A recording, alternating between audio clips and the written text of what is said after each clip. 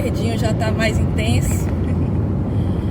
E hoje eu quero falar com vocês sobre um tema que é muito importante, porque ele também é um tema um pouco complexo, assim. Ele tem algumas coisas na medicina que são mais próximas da exatidão. Na medicina nada é exato, na verdade, mas tem algumas coisas que são mais diretas e outras que elas são um pouquinho mais nebulosas.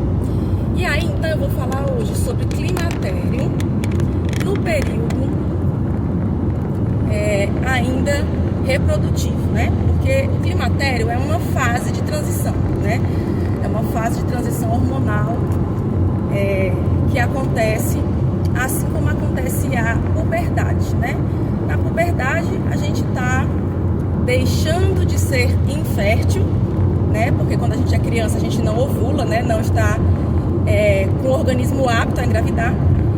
E na pós-menopausa, a gente também não está mais apto a engravidar, porque não tem mais óvulos. A gente nasce com um copinho. Imagina que a gente tem assim um copinho com vários óvulos dentro. E a gente já nasce com todos os óvulos que a gente vai ter na vida. E aí, o que acontece? A gente vai perdendo esses óvulos. Eles vão sendo tirados do nosso copinho ao longo da vida. Isso desde quando a gente nasce, tá? Desde quando a gente ainda é bebezinha, que nasceu, a gente já começa a perder óvulos. Aí, a gente começa a ter enquanto criança, começa a ter uma alteração hormonal e outras, né, alterações neuroendócrinas, né, hormonais, neuronais, que vão preparando o nosso organismo para entrar nessa fase reprodutiva, até que a gente tenha a primeira ovulação. Então, o marco da mudança do período infértil, né, para o período fértil, vamos dizer assim, é a ovulação. Só que a ovulação, antigamente, né, não dava para ver. Hoje em dia a gente vê com um exame de ultrassom, né, mas antigamente não dava para ver.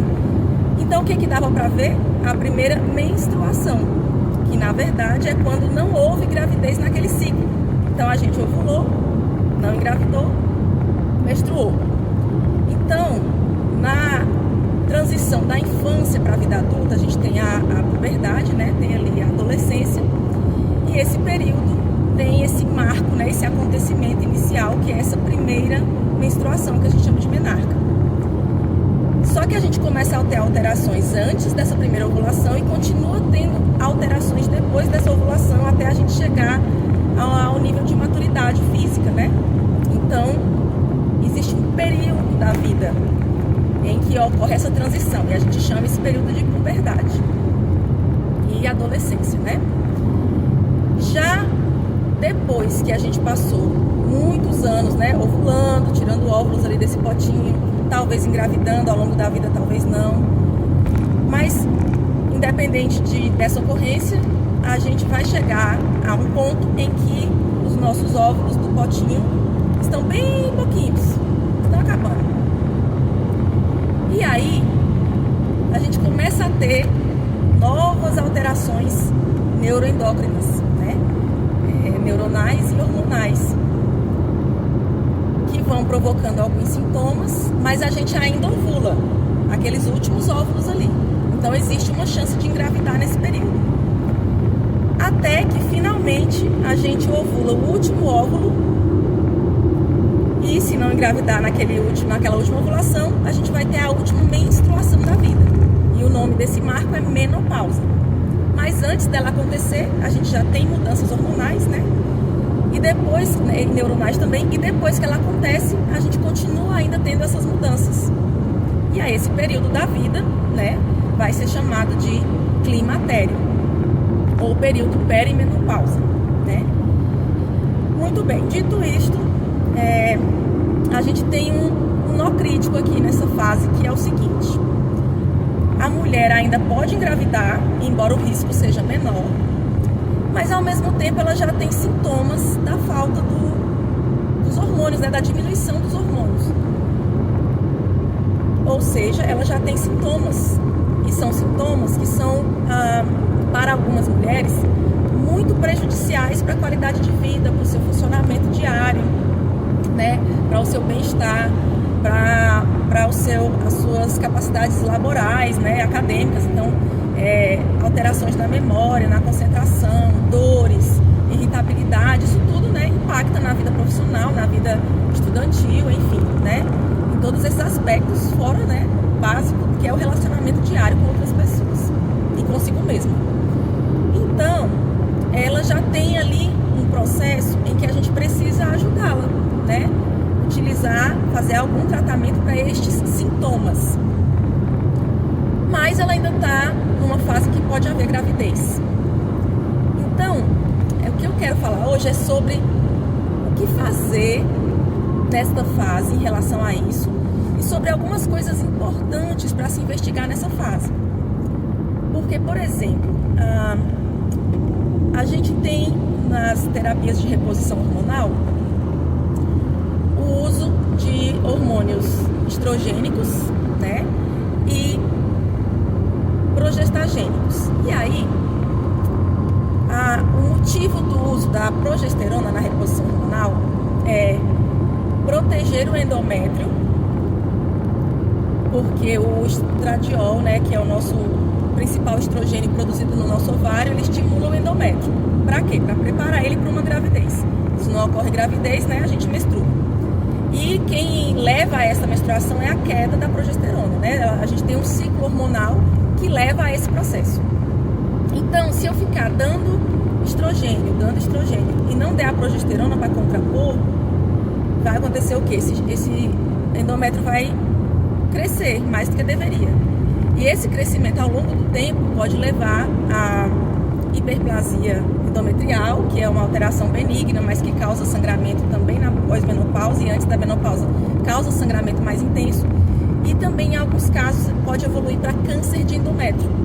Então, para proteger essa mulher desse risco de câncer de endométrio, a gente faz o estrogênio, que é o que alivia esses sintomas, né? O calorão, as alterações de humor, o ressecamento da pele, né? O ressecamento da vagina. Aí o estradiol, né? O estrogênio vai melhorar isso. Já a progesterona, então, ela serve para proteger esse endométrio, ok? Então, nas pacientes que estão no climatério, que estão sofrendo com sintomas, que têm indicação de tratamento hormonal, a gente só precisa fazer o estrogênio, né? Afinal, ela está sem útero mais. Mas para aquela que ainda tem útero e ainda, né, tem os ovários ainda um pouco funcionantes, né? Ou seja, eles ainda estão ovulando, a gente tem duas preocupações: gravidez, se ela não quiser engravidar, e a proteção endometrial. E aí, nesses casos, a gente vai fazer uma maneira específica de reposição hormonal, porque a gente também precisa proteger da gravidez. Então, a quantidade de progesterona que a gente vai usar, ela tem que ser adequada também para inibir a ovulação. Então, a gente tem que fazer esse ajuste no tratamento do climatério para essa paciente que ainda tem óvulos, né, está ovulando e tem útero, porque ela tem o risco de engravidar. Se ela não quiser, a gente vai fazer esse tratamento assim. Muito bem. Só que essa fase, como eu já tinha falado, é uma fase de transição. Então, existem muitas mudanças, inclusive nas dosagens hormonais. Então, tem muitas pacientes que chegam e falam assim: doutora, eu tô sentindo tal coisa, né? O calorão, não quero mais saber de sexo, né? Então, a libido cair também é um sintoma que pode acontecer nessa fase, né? Eu não tenho mais paciência com nada, com ninguém, brigo com todo mundo, nem eu estou me reconhecendo. O calor é muito forte, vem de uma vez, eu suo, atrapalha meu trabalho, me acorda de noite. Então, essa é uma paciente que ela precisa de tratamento, né? E aí, às vezes ela acha que precisa dosar o hormônio, né, para saber se ela tá nesse período mesmo, né, se tem que tratar. Mas o que define esse período e a indicação de tratamento não é o nível hormonal, e sim os sintomas. Porque tem mulheres que não vão sentir praticamente nada, ou vão sentir sintomas muito leves, não vão precisar de nenhum tratamento, inclusive. Então, não é o nível hormonal que define. Até porque, como é uma fase de transição, a gente pode medir hoje e o hormônio está alto, né, indicando proximidade com a menopausa, o FSH, que é o hormônio que a gente usa para avaliar isso. E a gente pode medir na outra semana e ele está dentro do nível considerado normal para uma mulher que ainda não está na pós-menopausa. Então, ele não vai definir, certo, o tratamento para o climatério. Mas, dito isso, a gente tem a seguinte questão.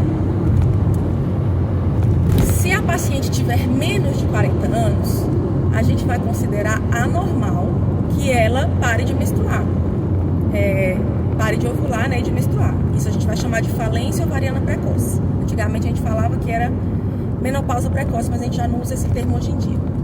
Então, essa paciente, se ela chega, né, com 36, 37 anos, fala que está meses sem menstruar, que a vagina está ressecada, que ela tem calorão, ou, enfim, qualquer um desses sintomas, a gente vai pedir o FSH para ver se a causa, né, dessa falta de menstruação e desses seus sintomas não é realmente uma falência ovariana precoce, tá? Então, nesses casos é obrigatório. E tem um outro caso que a gente vai utilizar essa dosagem para nos ajudar, que é o seguinte. Como eu falei para vocês, quando a gente ainda está ovulando, né, consequentemente a gente ainda está menstruando, a gente tem ainda produção de progesterona também no organismo. Então, uma paciente nessa idade, mais de 40 anos, menos de 55 anos, vou botar até 60 anos, tá? Entre 40 e 60 anos. Se ela tiver sangramento uterino anormal, né? Ou seja, se ela estiver sangrando fora do ciclo ou várias vezes, de forma irregular, ao longo do mês, se queixar disso, a gente precisa ter uma atenção especial. Por quê? Pode ser que ela não esteja mais no período reprodutivo, que ali não seja mais menstruação, e sim um sangramento pós-menopausa. E aí as coisas mudam completamente de figura. Porque num sangramento pós-menopausa, a gente precisa descartar câncer de endométrio, que ele é a causa, né, de 10% só, graças, né, é só 10% do sangramento pós-menopausa, mas ele está lá presente, né? Então, de cada 10 mulheres que sangram na pós-menopausa, uma vai estar com câncer de endométrio. Então, se essa paciente, vamos supor, tem 48 anos e fala que minha menstruação está muito irregular nos últimos 2 anos, vem de repente, do nada, fica uns meses sem vir, quando vem muito, mas agora está vindo direto sem parar. Aí a gente tem que investigar, porque pode ser que isso não seja mais menstruação, que ela nem esteja mais ovulando e esse sangramento seja uma hiperplasia endometrial, que eu falei para vocês aquela hora que é benigna, mas que depois pode se transformar em uma hiperplasia atípica, que aí já é uma lesão, uma alteração pré-cancerígena do câncer de endométrio, ou ela pode estar com o próprio câncer de endométrio. Então, nessa paciente, a gente tem que fazer a dosagem do FSH e a gente tem que investigar endométrio.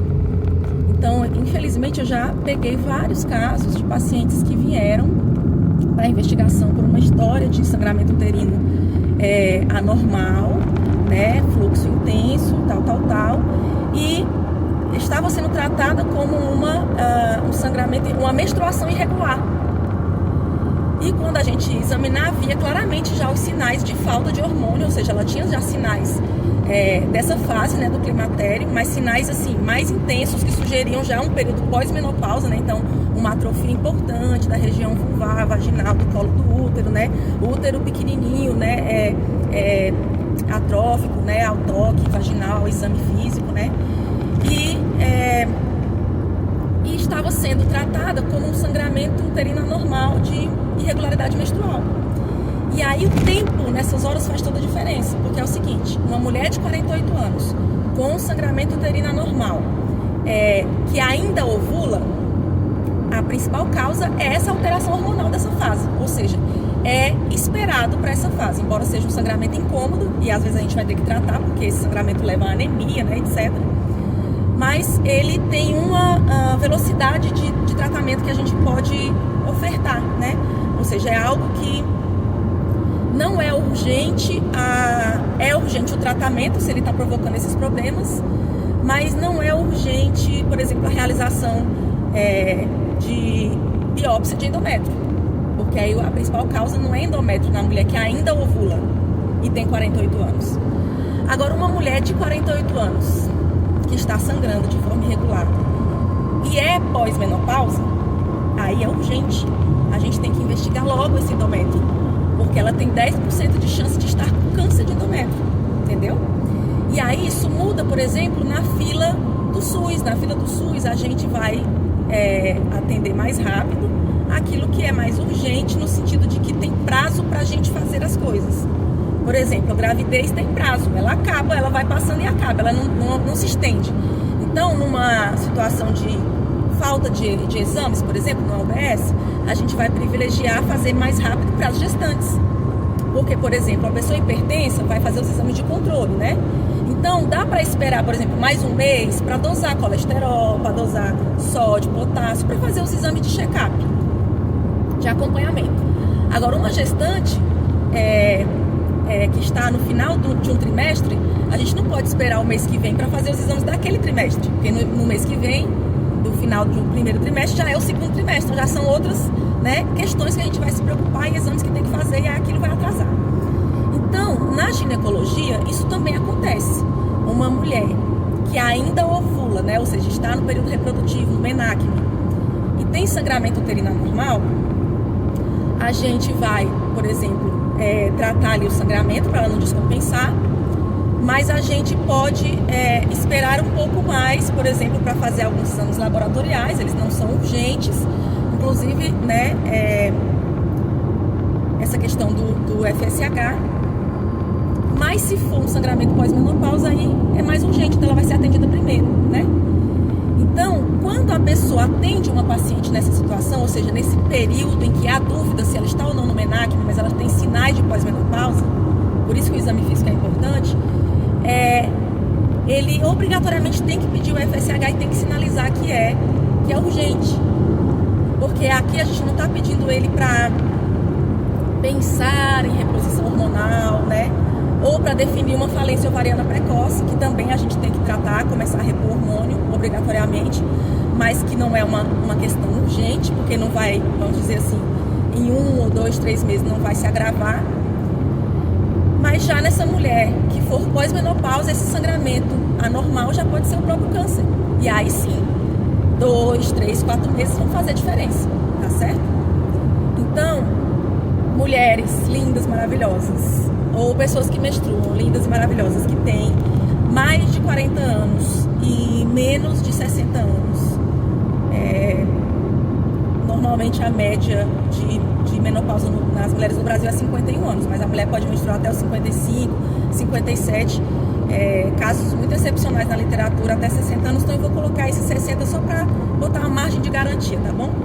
Mas isso acontece principalmente, esse problema de não se atentar para o risco do câncer de endométrio, nessa mulher entre 40 e 50, 55 anos, porque muitas vezes vão dizer isso, vão avaliar de forma rápida, vão dizer, não, é sangramento dessa fase hormonal, né? A gente chama isso de sangramento disfuncional, que é um sangramento de causa hormonal causado por aquela mudança ali daquele período. Então, o sangramento dos 2 primeiros anos após a menarca, né? 2 primeiros anos após a menstruação. E o sangramento nos anos anteriores à menopausa, que pode ser poucos anos ou muitos anos, varia de mulher para mulher, a gente vai chamar de sangramento uterino disfuncional. Então, a gente não vai fazer um tratamento, não vai fazer uma investigação suspeitando de câncer, entende? Mas se essa paciente tem mais de 40 anos e está com sangramento anormal e sinalizou algum sintoma de climatério, ou mesmo não sinalizou, mas você ficou em dúvida pelo exame físico, né? Tem que fazer o FSH com urgência também, para definir biópsia endometrial, tá? Então, mocinhas que têm útero, ou mocinhos, né, os meninos trans que têm útero, tem mais de 40 anos, está com sangramento uterino anormal, tem que investigar direitinho isso aí, tá bom? Muito bem, então era isso que eu queria falar hoje. Acho que é uma temática muito importante, porque existe muita dúvida e muitas pacientes chegam tendo consultado e não houve ali uma atenção para esse fator, então algumas vezes estão usando reposição hormonal com a quantidade de progesterona inadequada, que pode fazer ela engravidar, ou estão fazendo só a prevenção de gravidez, né? Estão usando ali só uma progesterona para não engravidar e estão com fortes sintomas de climatério, né? Então precisam de um tratamento adequado. E se tem um sangramento uterino anormal nessa fase, a gente tem que diferenciar se é um sangramento pré ou pós-menopausa, porque isso faz toda a diferença para diminuir o risco de câncer e o risco de um câncer mais agravado, né? E o risco de morte, é claro, que é a nossa principal preocupação nesses casos. Morte ou sequelas ruins, né? Que prejudiquem a qualidade de vida, tá bom? Então, beijinho e até a próxima.